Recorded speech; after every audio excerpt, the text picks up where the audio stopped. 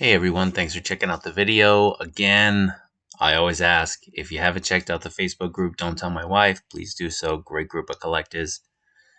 You won't be sorry. So, taking a look at the new Phoenix by MAFEX. This is the MAFEX 218, just released. Take a look at it, looks pretty good. Nice packaging. We have different images on the sides and on the back. Very colorful. So let's take a look at this figure, get it out of the box, and see what it's all about. So here we have it. We have this sash, couple hands, 3 hands, extra hands. We have 1 head sculpt, 2 head sculpts, and then the 3rd head sculpt on the figure, on the body.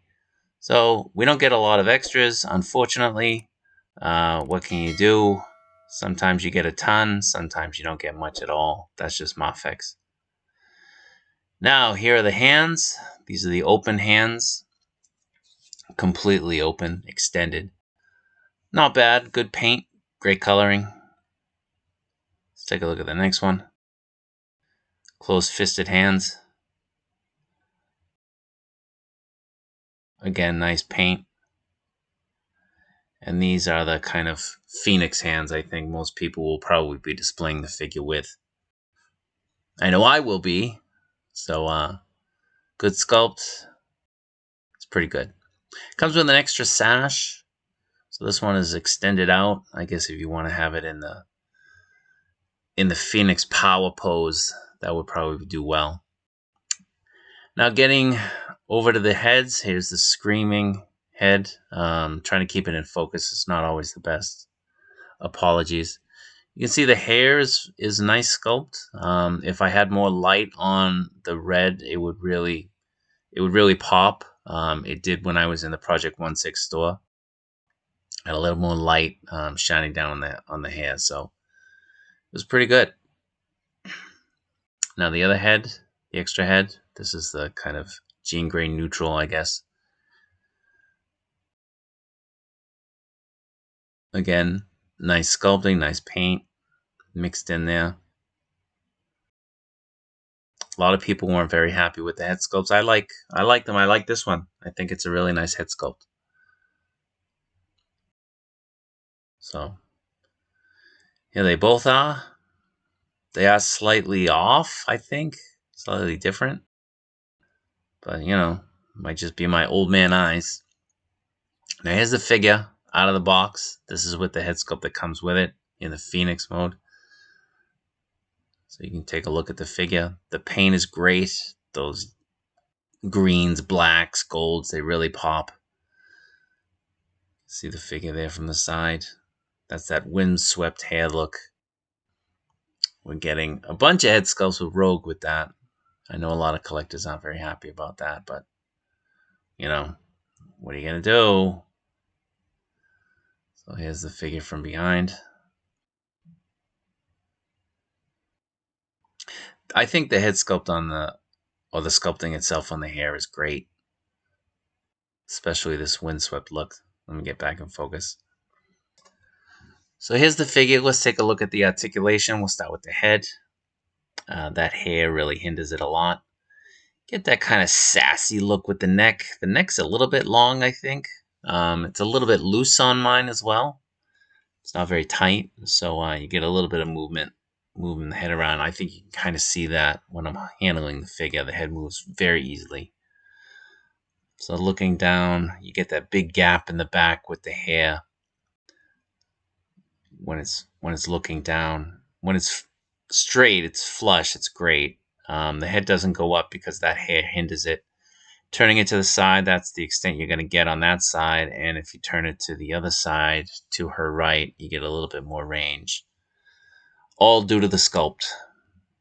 So, not a lot of range on the head. Now the arms do go back 360 degrees, but you do have to move the head with the hair, at least with this sculpt, as you can see. So the arms extend up and out. This is kind of a big deal, I think, for this figure. So you get good range. You can see you get a bicep swivel. which is good. You get a little bit more than 90 degrees on the arm, on the elbow. Would have liked better, of course. So that's the extent on both. The butterfly swivel, you do get the movement in with the butterfly, as you can see.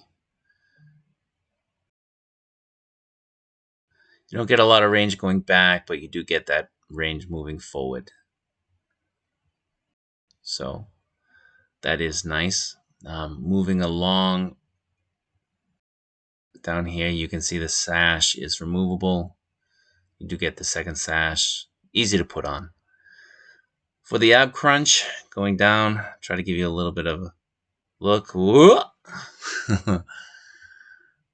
Butterfinger. So you get that much range, and going back, you get about that much range. The sash helps hide any gaps that you can see right there when you're moving it forward or backwards. So that's a good piece to cover that up. The leg lowers down, get that drop leg, and the articulation going forward is pretty extreme, as you can see. So the legs were a little bit too, I'm going to say not too, they were a little bit less firm than I wanted.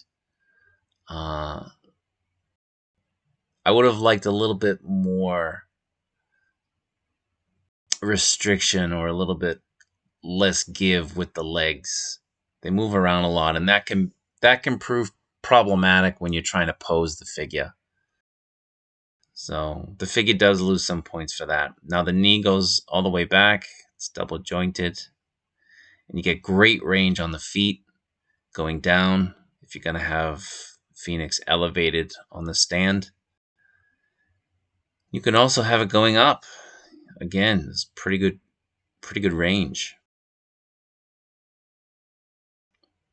Now you get a great swivel on the ankle. You get a great rocker there.